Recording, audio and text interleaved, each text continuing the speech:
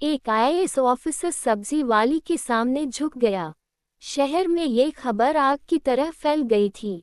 लोग चाय की दुकानों पर, ऑफिसों में, यहाँ तक कि घरों की छतों पर भी इसी बात की चर्चा कर रहे थे। कोई हैरान था, कोई मजाक उड़ा रहा था, तो कोई कह रहा था, आजकल के अफसर भी न दिखावा करने में आगे रहते हैं। लेकिन उस दिन मंडी में जो हुआ, वो दिखावा नहीं था, वो कुछ और था। सुबह के करीब 10 बजे थे। हल्की धूप मंडी की टीन की छतों पर चमक रही थी। सब्जियों की खुशबू, लोगों की आवाजें और मोल भावों की तकरार, हर दिन की तरह सब कुछ सामान्य था। तभी एक काली सरकारी गाड़ी मंडी के बाहर आकर रुकी। गाड़ी से उतरे जिले के नए जिलाधिकारी आदित्य वर्मा। आदित्य वर्मा नाम सुनते ही लोग सीधा खड़े हो जाते थे। सख्त, ईमानदार और काम में बिल्कुल समझौता न करने वाले अफसर। उन्होंने हाल ही में कई गैरकानूनी काम बंद करवा दिए थे, इसलिए कुछ लोग उनसे डरते थे, तो कुछ उनका सम्मान करते थे। आज वो अचानक निरीक्षण के लिए मंडी आए थे, बिना किसी सूचना के। उनके साथ 2-3 अधिकारी भी थे। जैसे ही लोगों ने उन्हें देखा, मंडी में हलचल मच गई। दुकानदार अपनी दुकानें ठीक करने लगे, कुछ लोग तुरंत सीधा खड़े हो गए। आदित्य धीरे धीरे चलते हुए हर दुकान को देख रहे थे।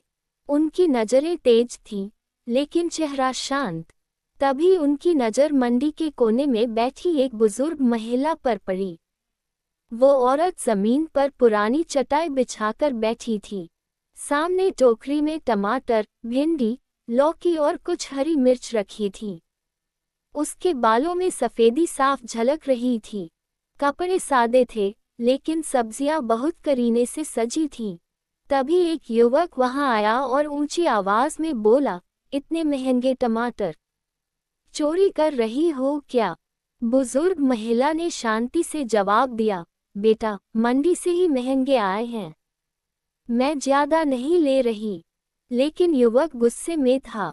उसने टोकरी को हल्का सा धक्का दे दिया। कुछ टमाटर जमीन पर गिर पड़े। आसपास खड़े लोग बस देखते रहे।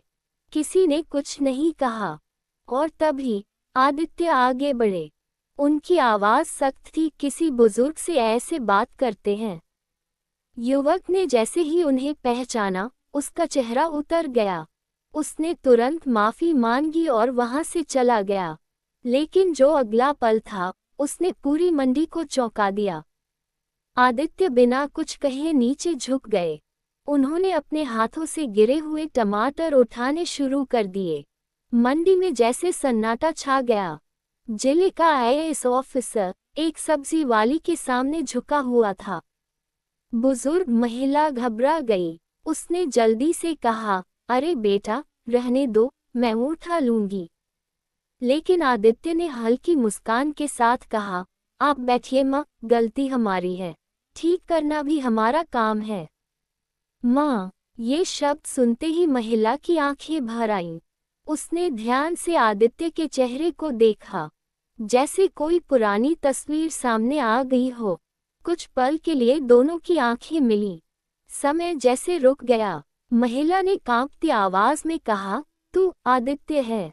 ये नाम सुनते ही आदित्य के हाथ रुक गए। उनके चेहरे का रंग बदल गया। उन्होंने ध्यान से उस महिला को देखा। उनकी आंखों में पहचान की हल्की सी चमक उभरी। चाची। उनके होठों से बस यही एक शब्द निकला। आसपास खड़े लोग अब और भी उत्सुक हो चुके थे। आखिर ये रिश्ता क्या था? एक आईएएस अफसर और एक साधारण सब्जी बेचने वाली के बीच ऐसा कौन सा नाता था? आदित्य वहीं जमीन पर बैठ गए, बिल्कुल चाची के सामने, जैसे कोई छोटा बच्चा अपने बड़े के पास बैठता है। उनकी आंखों में यादों का तूफान उमड़ चुका था। बचपन की तंग गलियां, टूटा हुआ घर, माँ की थकी हुई आंखें, और एक औरत जो हर शाम चुपचाप सब्जी और आटा दे जाती थी। क्या ये वही थी? क्या किस्मत ने आज उन्हें फिर आमने सामने खड़ा कर दिया था? मंडी में खड़े लोग अब फुसफुसा रहे थे, लगता है कोई पुराना रिश्ता है। आदित्य की आवाज धीमी थी, लेकिन उसमें भावनाएं साफ थी। चाची, आप यहाँ? महिला की आंखों से आंसू बह निकले। हाँ बेटा, जिंदगी ने यही बिठा दिया। उस पल कोई अफसर नहीं था, कोई सब्जी वाली नहीं थी, बस दो लोग थे जिनके बीच अधूरी कहानी खड़ी थी। लेकिन ये तो बस शुरुआत थी, क्योंकि आदित्य का झुकना सिर्फ टमाटर उठाने के लिए नहीं था, वो झुकना था अपने अतीत के सामने। मंडी की भीड़ अब भी खड़ी थी, लेकिन उस कोने में जैसे समय थम गया था। आदित्य जमीन पर बैठे थे और सावित्री चाची की आंखों से आंसू रुक ही नहीं रहे थे।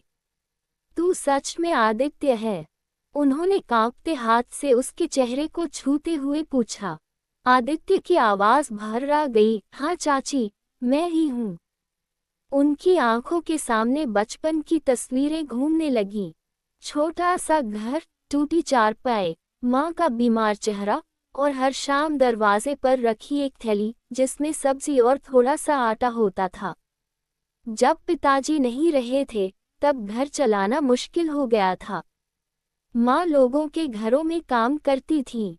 कई दिन ऐसे होते जब घर में चूल्हा नहीं जलता, लेकिन हर बार सावित्री चाची बिना कुछ कहे मदद कर जाती। एक दिन स्कूल से नोटिस आया था, फीस जमा नहीं हुई तो नाम काट दिया जाएगा। आदित्य बहुत रोए थे, उन्हें लगा था कि अब पढ़ाई खत्म। उसी शाम चाची ने चुपचाप अपने कानों की छोटी सी बाली उतारी और माँ के हाथ में रख दी। इसे बेच देना, बच्चे की पढ़ाई नहीं रुकनी चाहिए। वो दिन आदित्य कभी नहीं भूल पाए। आज वही चाची इस मंडी में जमीन पर बैठी सब्जी बेच रही थी। आदित्य ने धीरे से पूछा, चाची, आपने कभी बताया क्यों नहीं? मैं तो शहर छोड़कर पढ़ाई के लिए गया, फिर ट्रेनिंग, लेकिन मैं आपको ढूंढता रहा। चाची हल्की सी मुस्कुराई। बेटा, तू बड़ा आदमी बनने निकला था। मैं तेरे रास्ते में बोझ क्यों बनती? मुझे तो बस तेरी सफलता की खबर मिल जाती थी, वही काफी था। ये सुनकर आदित्य का सिर झुक गया। जिस औरत ने कभी एहसान नहीं जताया, आज भी वही कर रही थी। मंडी में खड़े लोग अब समझ चुके थे कि ये रिश्ता कितना गहरा है। आदित्य ने चारों तरफ देखा, गर्मी, धूल, टूटी छत, गंदा पानी। उन्हें अंदर से बेचैनी हुई। चाची, आपको यहाँ बैठना पड़ता है? हाँ बेटा, पेट तो पालना है। हाथ पैर चलते हैं अभी। उनकी आवाज में शिकायत नहीं थी, बस सच्चाई थी। आदित्य कुछ पल चुप रहे, फिर उन्होंने अपने साथ आए अधिकारी को बुलाया और सख्त आवाज में कहा, मंडी की पूरी व्यवस्था की रिपोर्ट शाम तक चाहिए। सफाई, लाइसेंस, बुजुर्ग विक्रेताओं के लिए योजना, सब कुछ।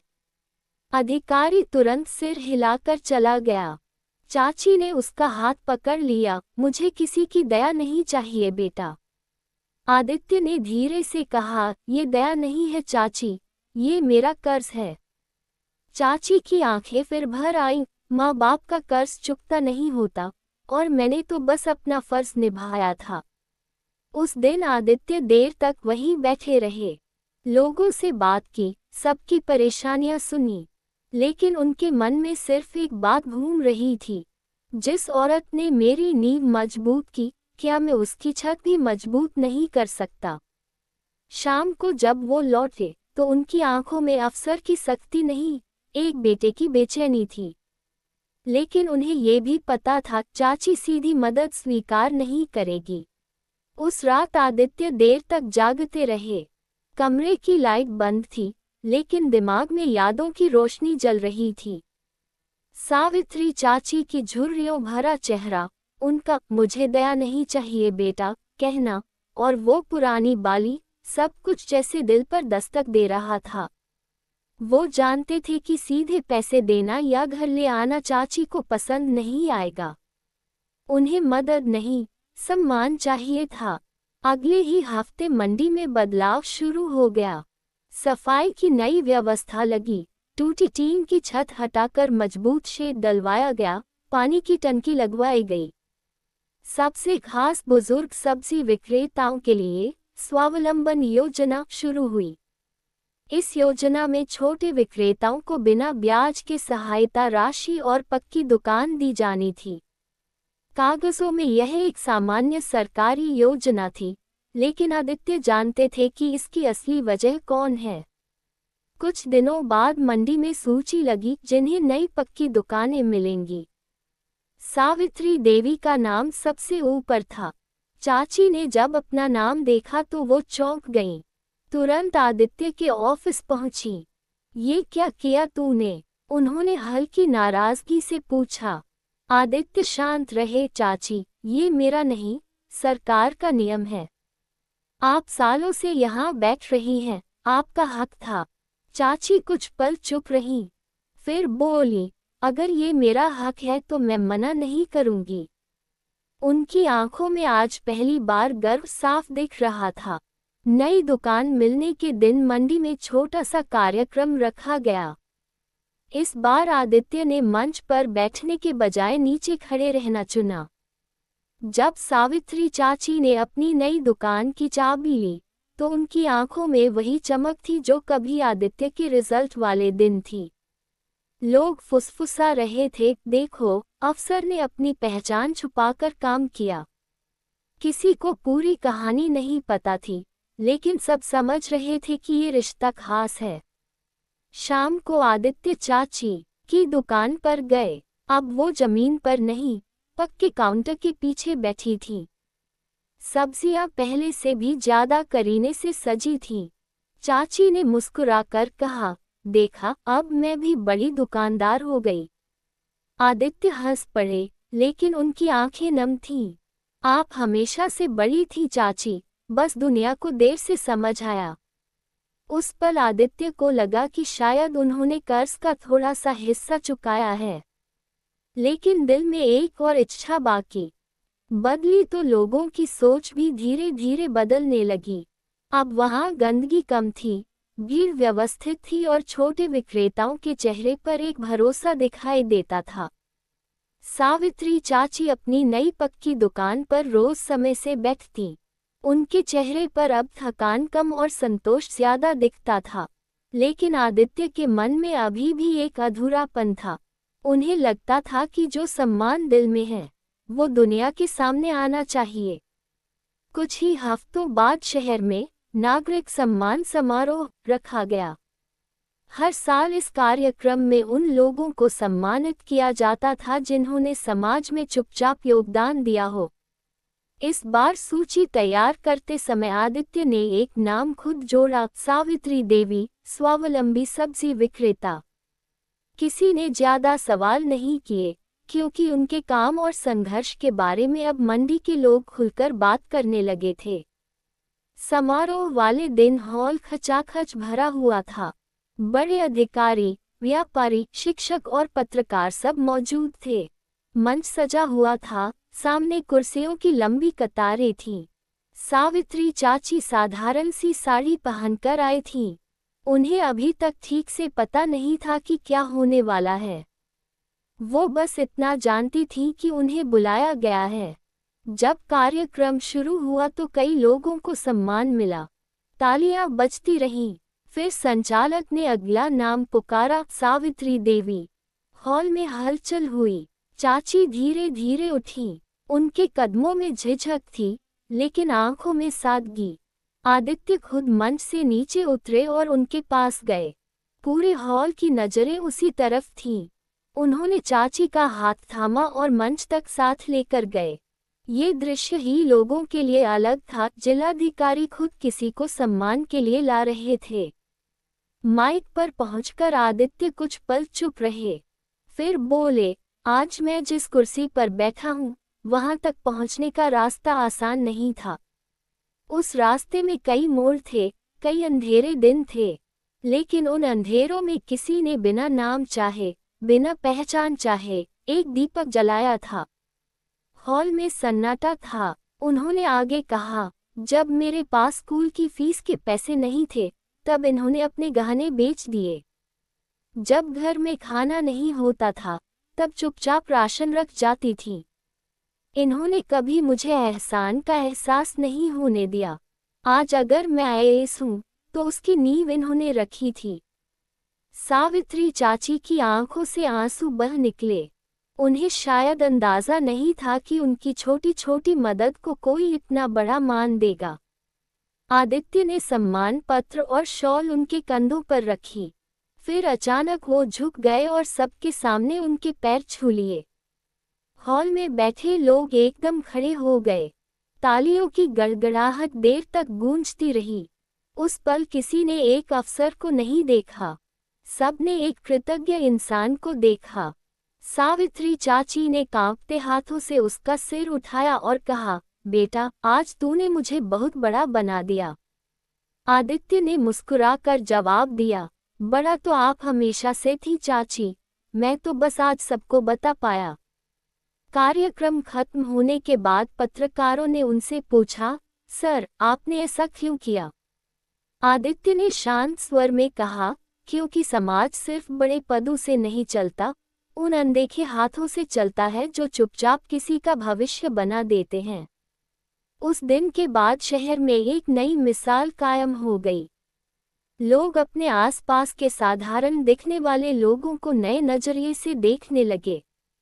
मंडी में जब भी कोई बच्चा चाची से सब्जी लेने आता तो वो मुस्कुराकर कहती, पढ़ लिख कर बड़ा बनना। और कहीं दूर खड़े आदित्य ये सुनकर मुस्कुरा देते। आदित्य सच में सावित्री चाची का कर्ज चुका पाएगा, या कुछ रिश्तों का कर्ज कभी चुकाया ही नहीं जा सकता? क्या शहर के लोग इस सच्चाई को जानने के बाद बदलेंगे, या फिर कुछ लोग इसे सिर्फ दिखावा ही समझेंगे? क्या सावित्री चाची आदित्य के साथ उसके घर जाएंगी, या अपनी स्वाभिमान वाली जिंदगी ही चुनेंगी? क्या आदित्य की जिंदगी में अभी और भी ऐसे राज छुपे हैं जो सामने आना बाकी हैं? और सबसे बड़ा सवाल, अगर आज आपके सामने कोई ऐसा इंसान आ जाए जिसने कभी आपकी चुपचाप मदद की हो, तो क्या आप भी उसके सामने झुक पाएंगे? अगर आपको ये कहानी पसंद आए हो तो हमारी चैनल स्टोरी हाई स्टोरी को सब्सक्राइब करना न भूलें। लाइक करें, शेयर करें और कमेंट में हमें बताएं कि आपकी पसंदीदा कहानी कौन सी है। याद रखिए, हर कहानी में दर्द भी होता है और प्रेरणा भी, और इसी प्रेरणा को आप अपने जीवन में लागू कर सकते हैं। धन्यवाद दोस्तों, और हाँ, हमेशा अपनी कहानी का हीरो खुद बने। स्टोरी हाई स्टोरी, जहां हर कहानी आपकी आत्मा को छू जाए।